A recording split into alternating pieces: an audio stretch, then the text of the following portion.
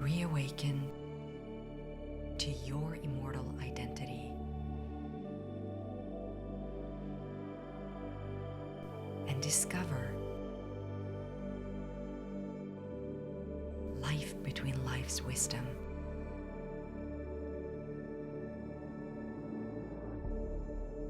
Presented by the Michael Newton Institute. Welcome to another inspiring conversation on the Life Between Lives Wisdom podcast series. In this two-part series, we are embracing the topic of tapping into the infinite inner power and potential to manifest your various avatars as your life and the world demand. And we've got an incredible guest speaker whose life has been driven by that power and have experienced the light and dark, highs and lows of human life. Hanne Kristin Rode is a recognized crime novel author and keynote speaker. After dedicating 25 years to the police force, whereas the last 11 years as the top leader for the section for violent and sexual crimes in the Norwegian capital, the Oslo Police District, she speaks about what I would call heart-centered leadership.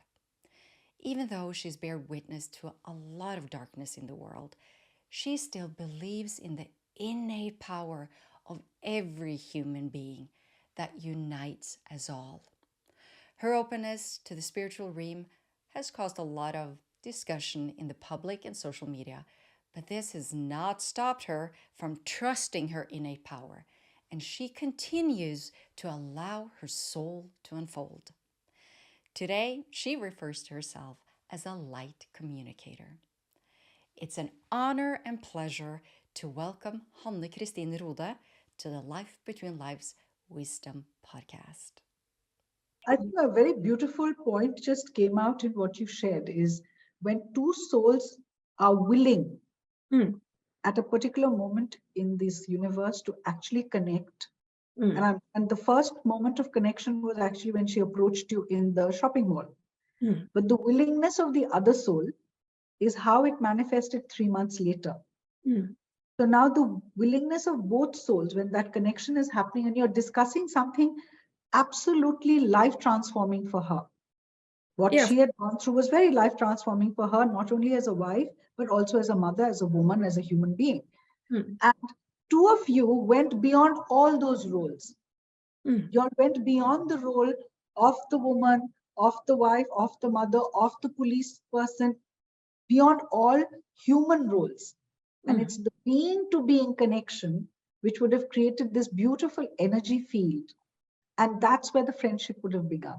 So I think it takes us to this wonderful life lesson that I'm picking up from you is to go beyond judgment, to go beyond profiling, to go beyond that definition, and to seek that authentic truth in each other.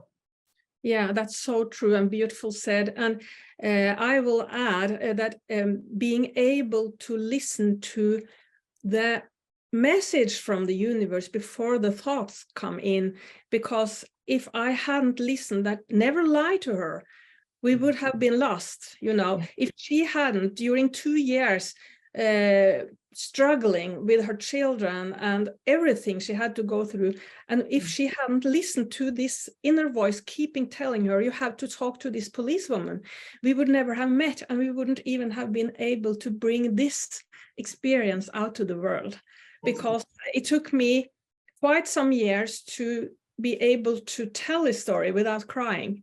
I cried and cried and cried every time I thought about it, because it was so much release within that experience. So this is the new wisdom. Well, it's actually old, but we have to bring it out for even another time to, because the energy she gave me was the energy I could give back. If she had been very angry, I couldn't have received her soul the way I did. So it's such a beautiful story with so many layers, you know. Because what you also speak about is resonance.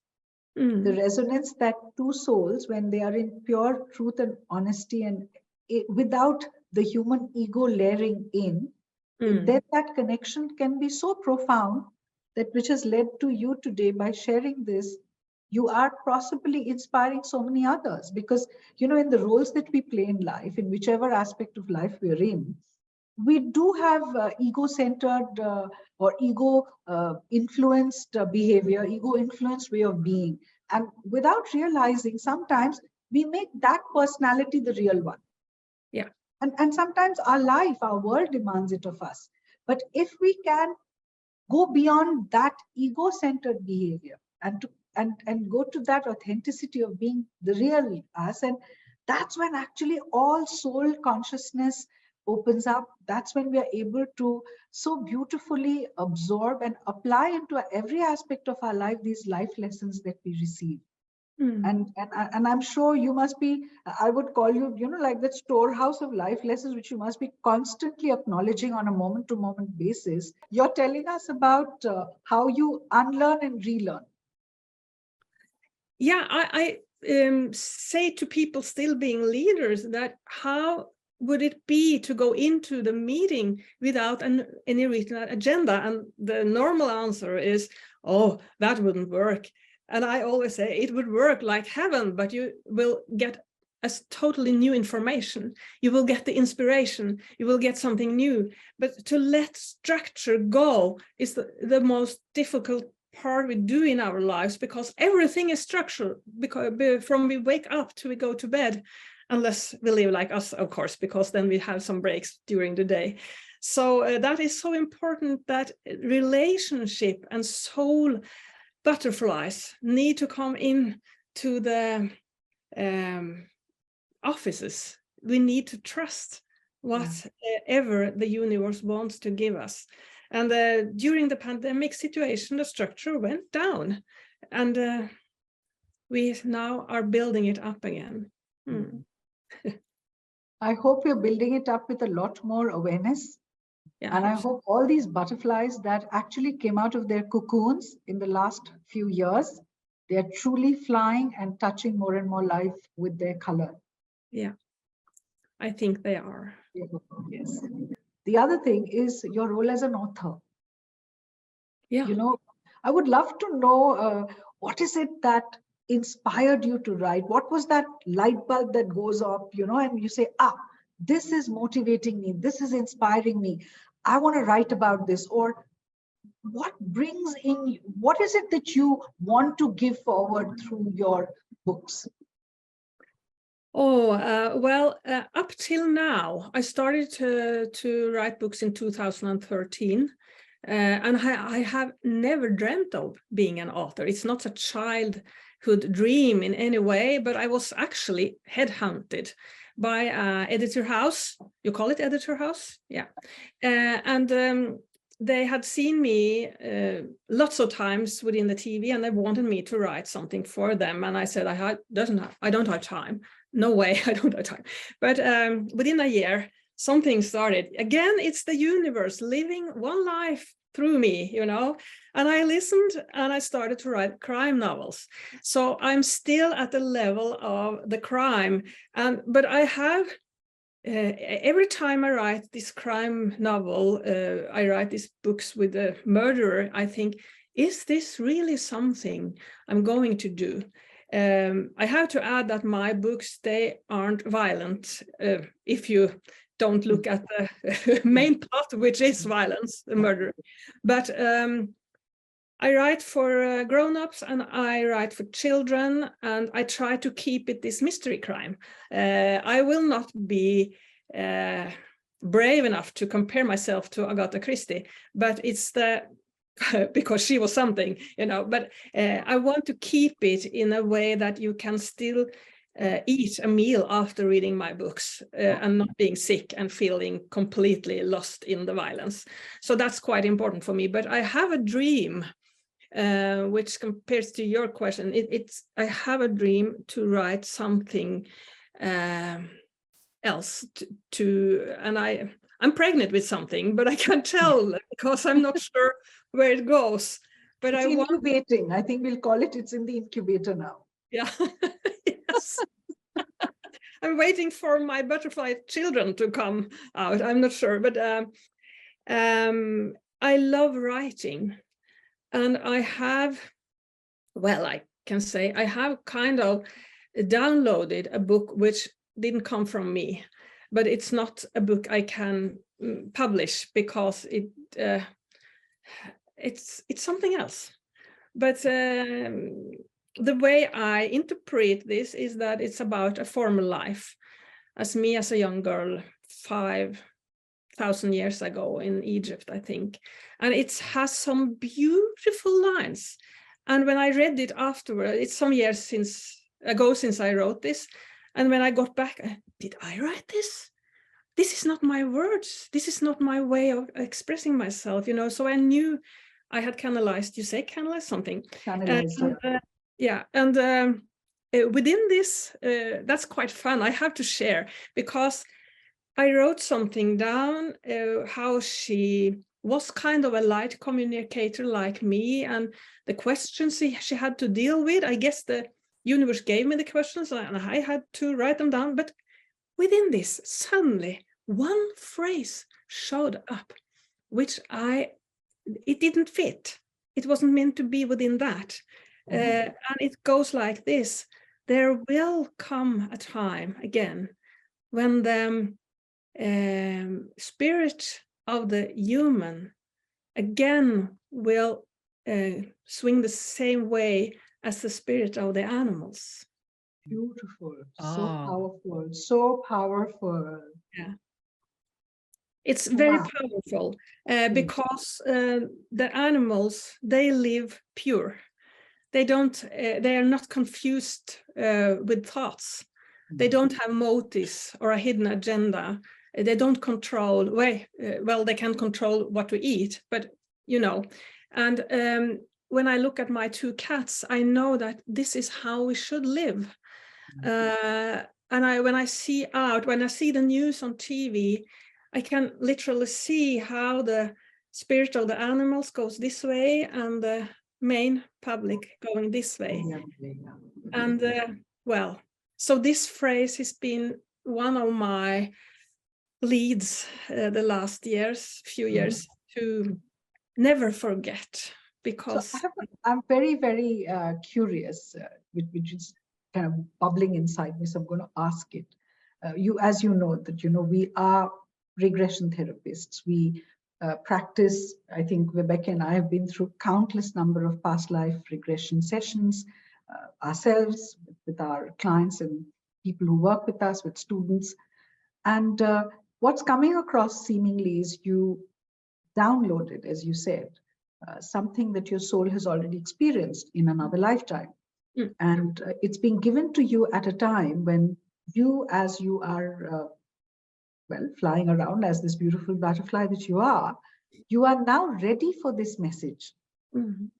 So as you said, I channeled it and it just downloaded. But that one particular sentence that you got in that experience was very profound, and it's profound to you because it's resonating with what you're experiencing, because what you saw was, as you are seeing in your own cats, a certain authenticity, a certain simplicity with which they take away the complexities of the kind of life that we're creating for ourselves today, because we made our lives complex.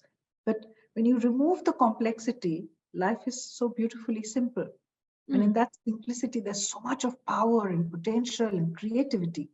And it seems that so many thousand years ago, in that incarnation, that Egyptian girl that you were, you had that understanding.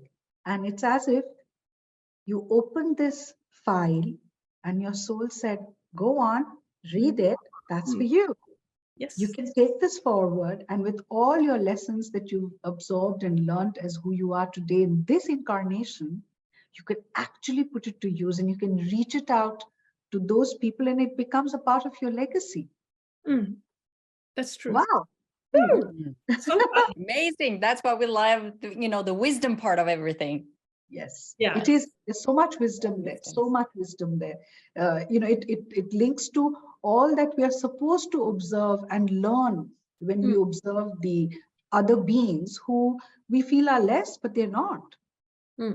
They're way more powerful, and which is why, from power animals, we pick up their strengths. And this incarnation of yours actually revealed it to you in this very profound lesson, if I may say so, which you've channeled. Wow, congratulations. Yes. Thank you. It's a Amazing.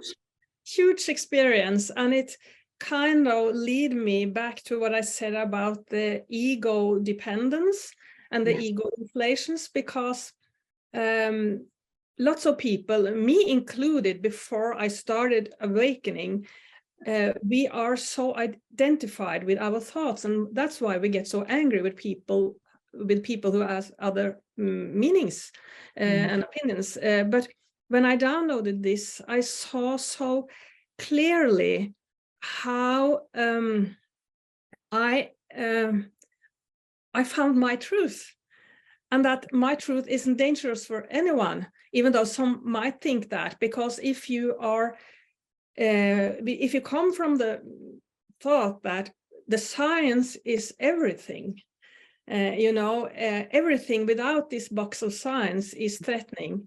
But the science, we know that it's temporary until they find something new. It's the truth until they find something else. Not without struggle, because they quarrel a lot within themselves. But what I felt during this channeling was how I got light threads of eternal wisdom, which never will leave me, and people can say anything to me, and they can hurt me, and they can, terrorize within the media or whatever, me and others saying what we say, but they can never take away the experience. And when I say this, that there are so many in so many different parts of the world who are in pure resonance with what you're saying. Yeah. Because the fear is what makes them resist and struggle. And the fear is usually fear of the unknown. Yeah. But even in the world of science, as we know, what is not known to us today doesn't mean it won't be known tomorrow. That's true. That means anything and everything is possible. And that is what the spiritual realm and the consciousness that we're talking about, or the quantum consciousness that we're talking about, it opens it itself up to us. So we go beyond what is defined or known to us. Yeah. I love that. This has been an incredible conversation. Do you have any final words, Hanne-Kristin, for those listening when it comes to trusting your inner power and your potential? I would say, like you trust now I have to ask you, Vibeke, vekkerklokke in Norwegian. Alarm clock. Okay, then I start. Yeah. Well, I would say that you have to trust yourself like you trust your alarm clock in the morning you get up, and awaken into the spiritual wisdom. It's soft.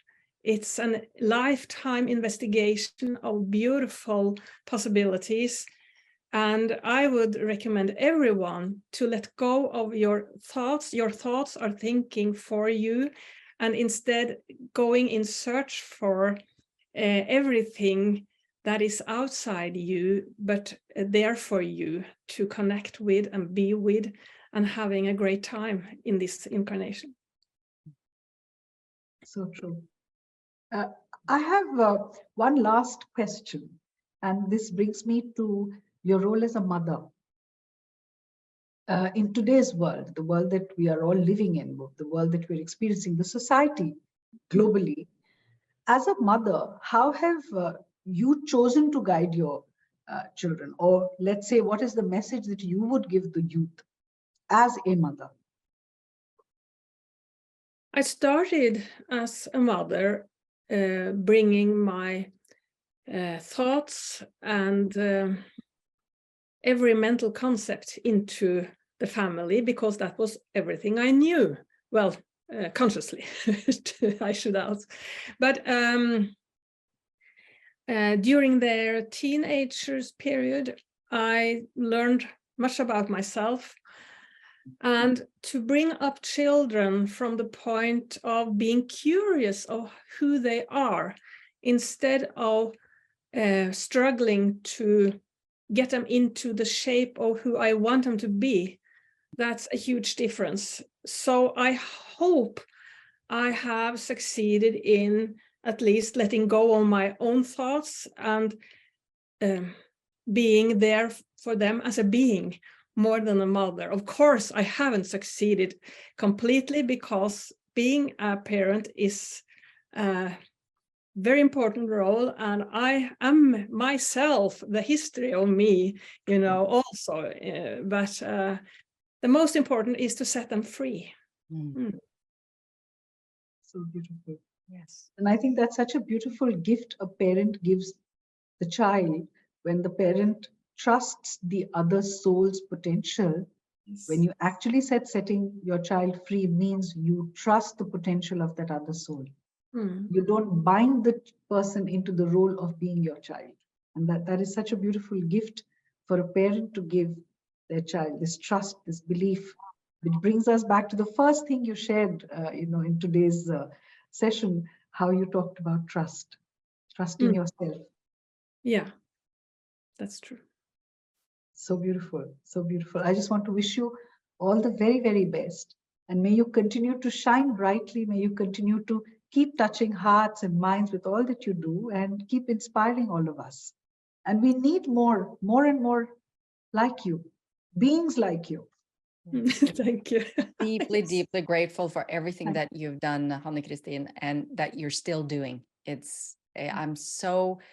I'm in Norway as well, so I do see and I do acknowledge the human being that you've been, and for sharing what you've shared today and being so open about it, I think is so important. It's just key for everyone to start acknowledging their own path in life, and to know that they truly do have something really, really special inside. And you are one of those shining a light on that. So I want to say thank you from the bottom of my heart. I appreciate you.